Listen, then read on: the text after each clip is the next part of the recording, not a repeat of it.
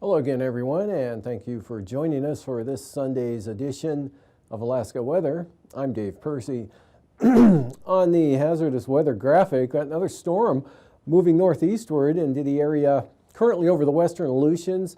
That's going to be coming up later tonight and into tomorrow. So we've got winter storm warnings again, St. Lawrence Island, Yukon Delta, the lower and mid Yukon River Valley area, as well as AKwx, Seward Peninsula, northwest coast, Kotzebue, Kivalina, on up to Point Hope, and as well as Ambler and Selawik into Bettles.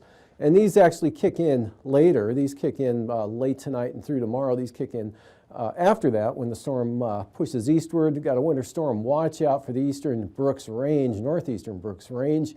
Winter storm warning out for winds and snow, or for winds possibly gusting 50 miles an hour tomorrow and tomorrow night there for the eastern Beaufort Sea coast.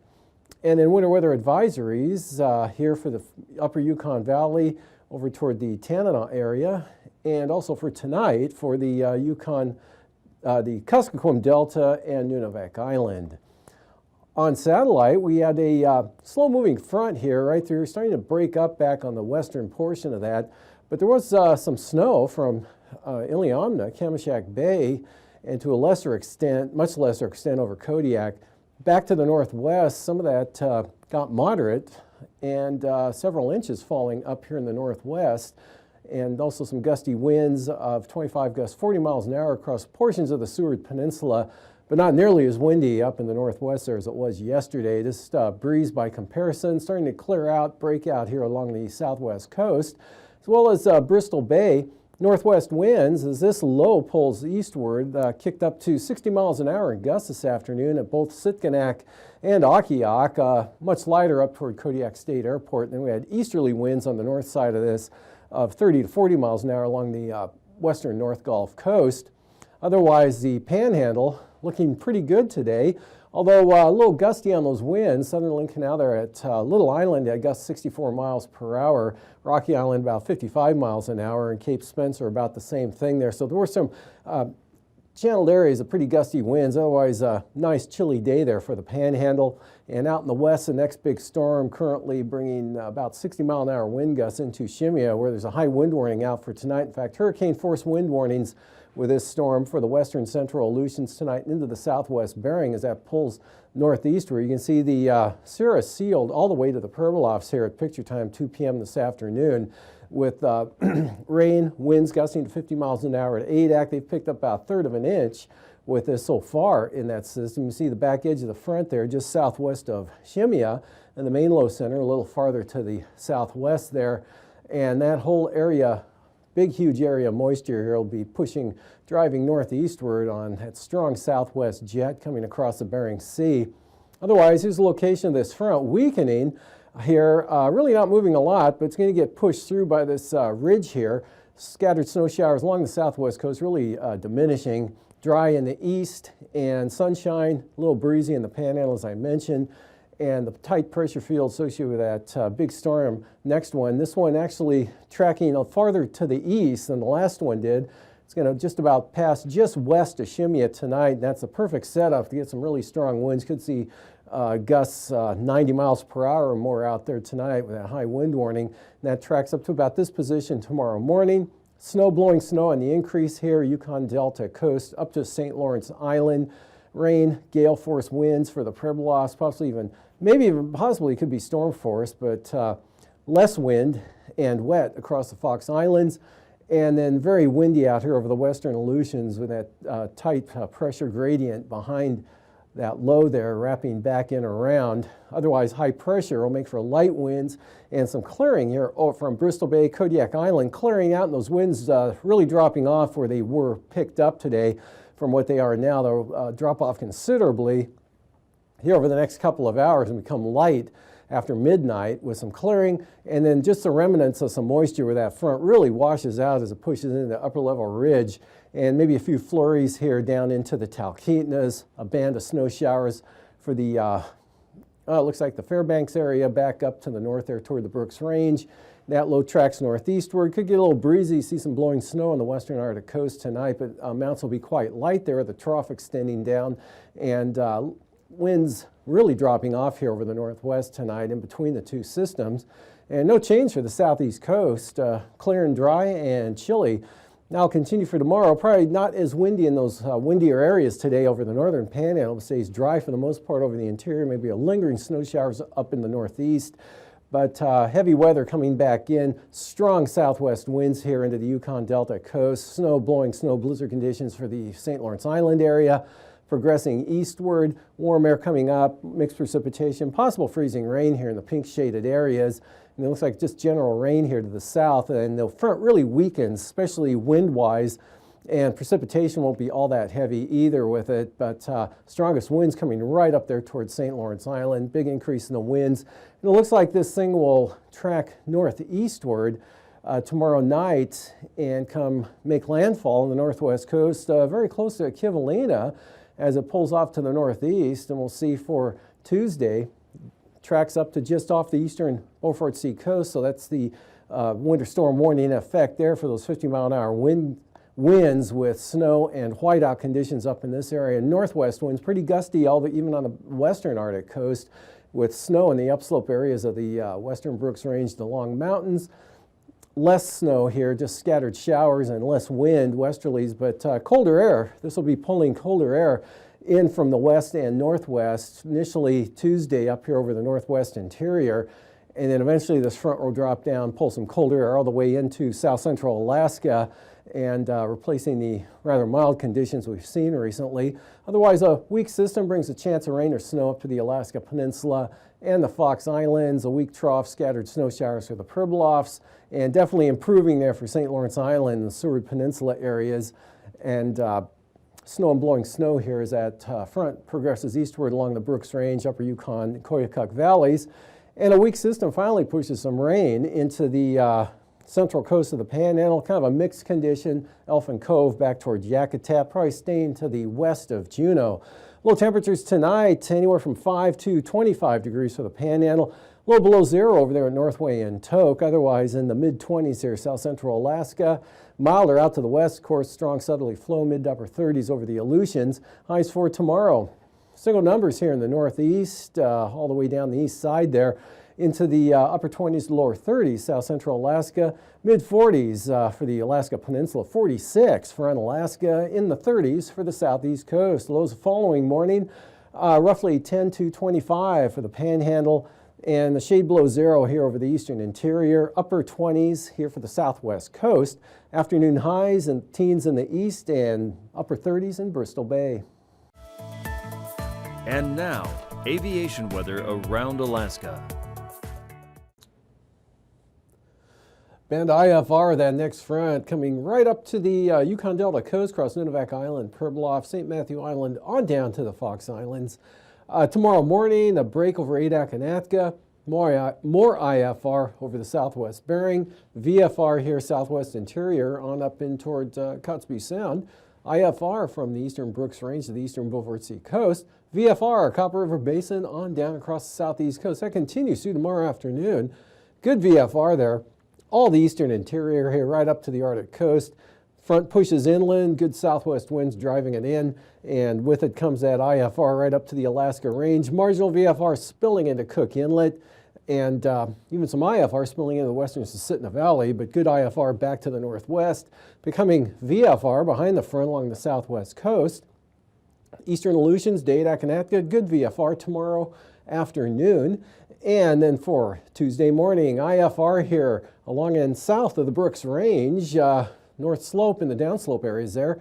Seeing some VFR, IFR central west side of the Arctic coast, marginal VFR, St. Lawrence Island, Bering Sea and the Aleutians, VFR, Alaska Peninsula, Bristol Bay, on up to Cook Inlet, including Kodiak Island. Still some spotty IFR here along the Alaska Range, marginal Prince William Sound, North Gulf Coast, portions of the southern Copper River Basin, and another VFR day there for the southeast coast, at least to start. Then this stuff shifts in, looks like it becomes marginal there from about Port Alexander on up Juneau northward to the border, Skagway. Stays VFR though down to the south. VFR here, southern Alaska, Kodiak Island, Prince William Sound on down. And then marginal VFR, Alaska Range northward becomes IFR here, Koyukuk, Kobuk Valley, all the way over the western Brooks Range, central western Arctic coast, some IFR slipping on up to the Alaska Peninsula in the afternoon. And for passes tomorrow, Anatuvik, marginal VFR. That same forecast also for Adigan. Marginal VFR for those two passes in the morning could become VFR for a portion of the day, then going back to marginal in the afternoon. And for Lake Clark and Merrill, VFR conditions deteriorating throughout the day, possibly becoming IFR in the afternoon, late afternoon. And that same trend for rainy, maybe not as bad. VFR becoming marginal, maybe IFR possibly on the western entrance and in the afternoon. And then for windy, marginal VFR at times. And Isabel, VFR trending toward marginal, but Mentasta stays pretty good. We've got VFR for Mentasta Pass and Tanita, VFR as well. Portage, marginal becomes VFR later in the day. And Chilkoot and White, another VFR day, at least one more day. And for the freezing levels here, Kodiak Island, North Gulf Coast, now in along the coast of the Panhandle, edging eastward there a little bit, and then the strong southerly flow here with that next big storm drives a good wedge of warm air, 8,000 foot freezing levels here into the southeast Bering, 2,000 feet up to the Nunivak Island, Yukon Delta coast area.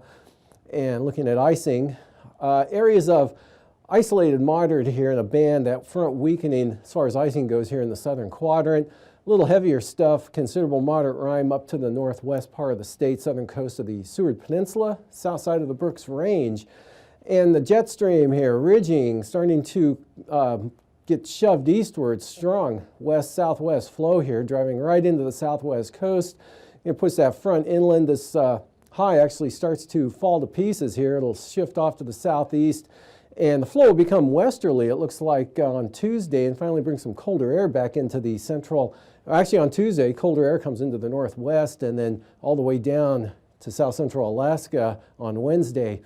And for 9,000 feet tomorrow, strong winds here, 75 to 90 knots, coming right in toward Nunivak Island, 55 to 65 here over the western interior, 50 central interior, 30 knots developing over Cook Inlet, lighter to the east. Westerlies 35 to 65 knots there out over the Aleutians, and northerlies at about 35 off the Panhandle. About the same pattern at 3,000 feet, but much lighter winds here. Northeast offshore flow continues, keeping it good there. And then southwest 40 to 65 knots here, strongest along the west coast, up to 70 knots blowing in towards St. Lawrence Island. Turbulence-wise, areas of severe, especially for small aircraft here. Kotzebue Sound, St. Lawrence Island, the Bering Strait, Yukon Delta coast, marginal chop eastward to the Alaska Range, and also some areas of moderate for the Aleutians. And after the break, I'll be back with the marine forecasts.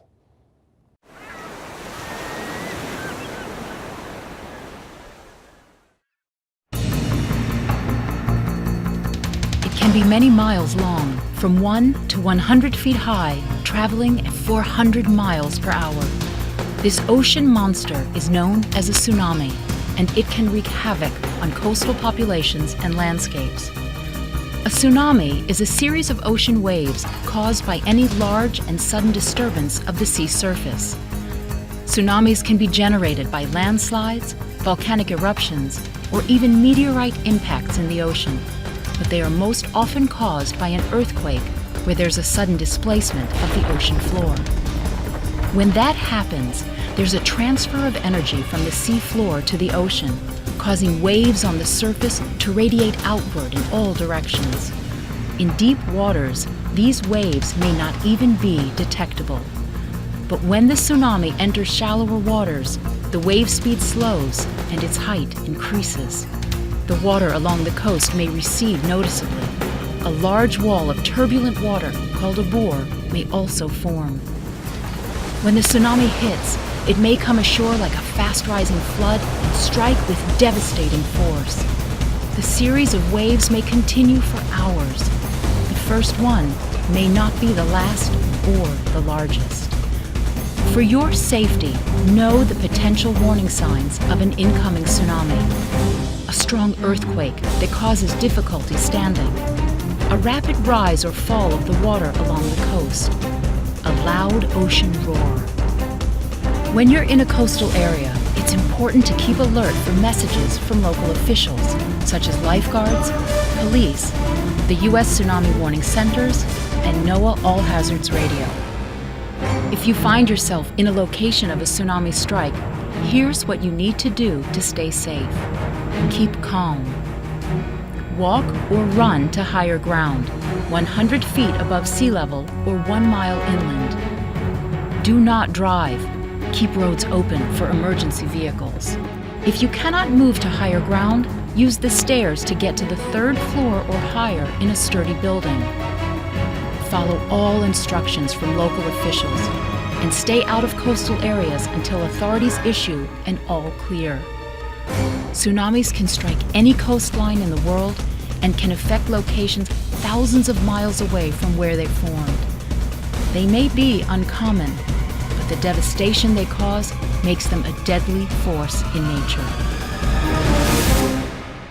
For more information on tsunamis, go to the following sites.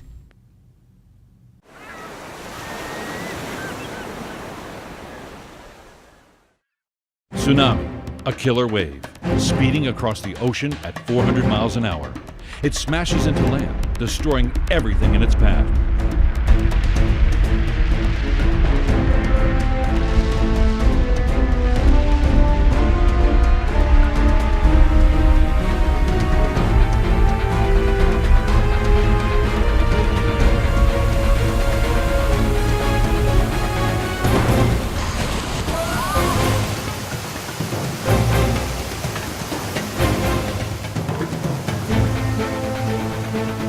Tsunamis do not have a season, but they can strike any coast at any time.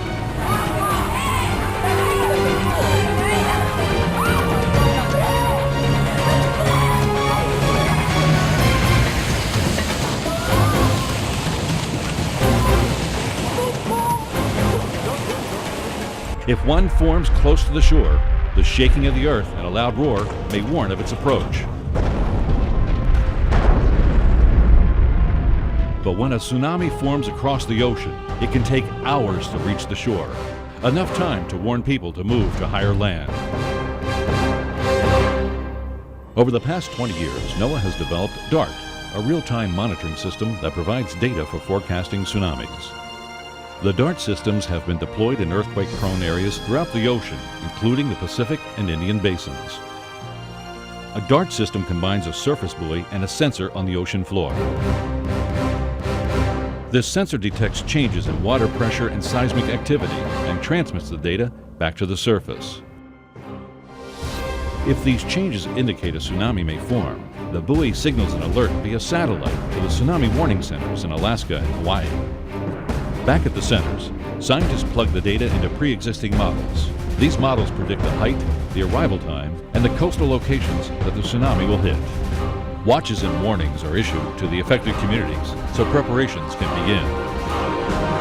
Today, 47 DART stations are positioned all around the world, ready to detect and warn coastal communities about the next potential tsunami. With the DART system and tsunami warning centers in place, we are now better prepared to predict the killer wave before it strikes.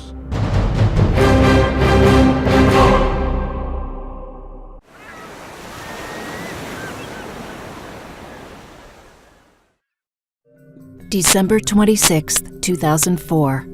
What began as an undersea earthquake in the Indian Ocean ended as the most deadly tsunami in recorded history, with nearly 240,000 lives lost. This was a devastating wake-up call to coastal communities and tsunami research. Prior to this event, only 6 of NOAA's Deep Ocean Assessment and Reporting of Tsunami, or DART, buoys were in place. Scientists could only predict tsunami arrival times, not flood potential. And there was not a global tsunami warning system. Today, 10 years later, we can tell a different story. U.S. and international coastlines are far better prepared for such a catastrophe, thanks in large part to research and technology developed at the NOAA Center for Tsunami Research at Pacific Marine Environmental Laboratory. NOAA's DART array is now complete, with 39 buoys operated by the National Weather Service's National Data Buoy Center. Along with 21 international buoys, this array can measure a tsunami wave as small as 1 centimeter in the open ocean and provide these data in real time to forecast when a tsunami may hit the coast and how much flooding there will be. NOAA scientists and engineers are currently testing the 4th-generation DART buoy that will be able to measure local tsunamis as well as distant ones. Flooding forecast models incorporate local topography and historical tsunami data in order to more accurately predict exactly how a tsunami might behave when it reaches shore. NOAA has 75 site-specific models that can provide high-resolution flooding forecasts for effective response and mitigation during a tsunami event. NOAA has gathered data from every tsunami since 2004 to improve its forecast models. Today, it operates the world's only real-time tsunami flooding forecast system using DART data to accurately compute flooding forecasts. The NOAA Tsunami Warning Centers make tsunami data available on the internet and issue advisories, watches, and warnings through the Emergency Alert System and via NOAA weather radios.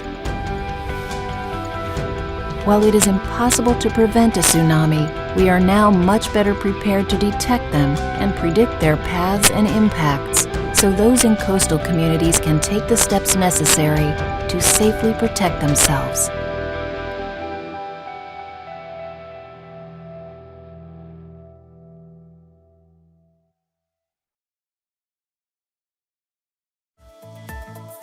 And now, marine weather around Alaska.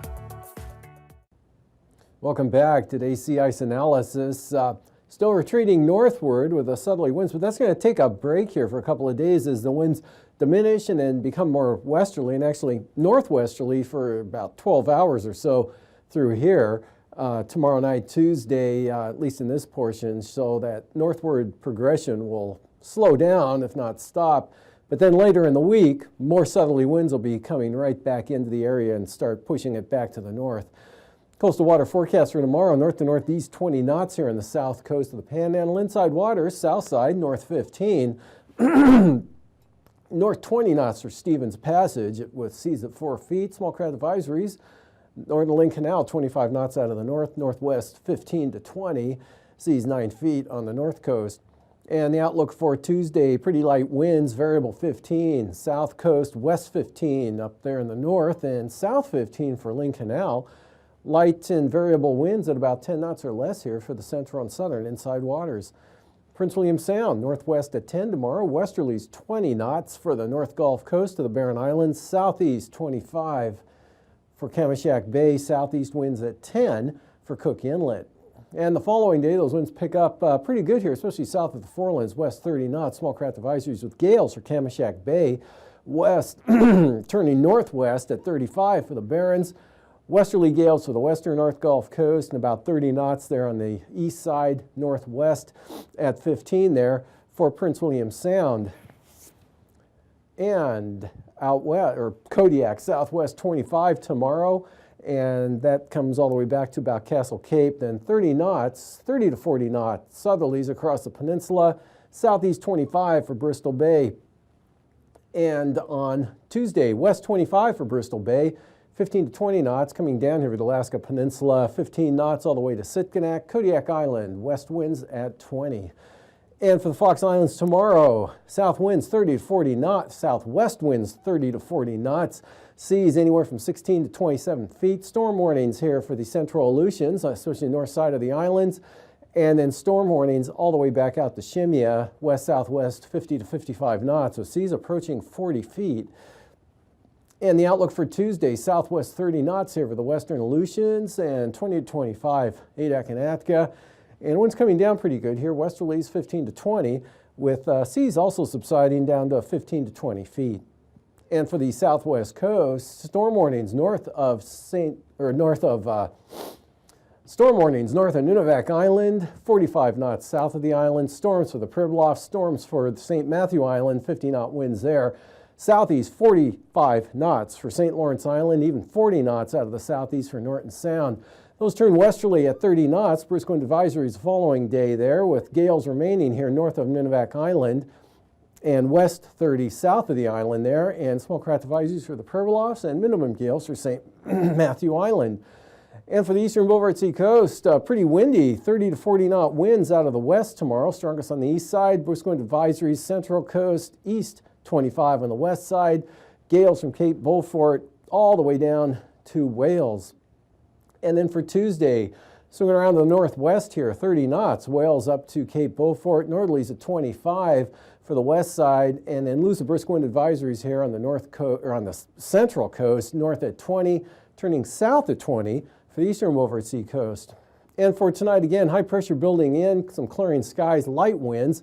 This front really washing out, just a band of dissipating showers, snow showers moving into the Tanana Valley, flurries over the Talkeetnas, clear and chilly over the Panhandle, and big storm, winter storm warnings coming back in the picture. St. Lawrence Island, high wind warning coming in for the Pribilofs for gusts 70 miles an hour, and also a high wind warning, hurricane force wind warning tonight for the western marine zones, possible gusts 90 miles an hour. And for tomorrow, that whole thing pushes northeastward with a very strong southwest jet riding it northeastward here.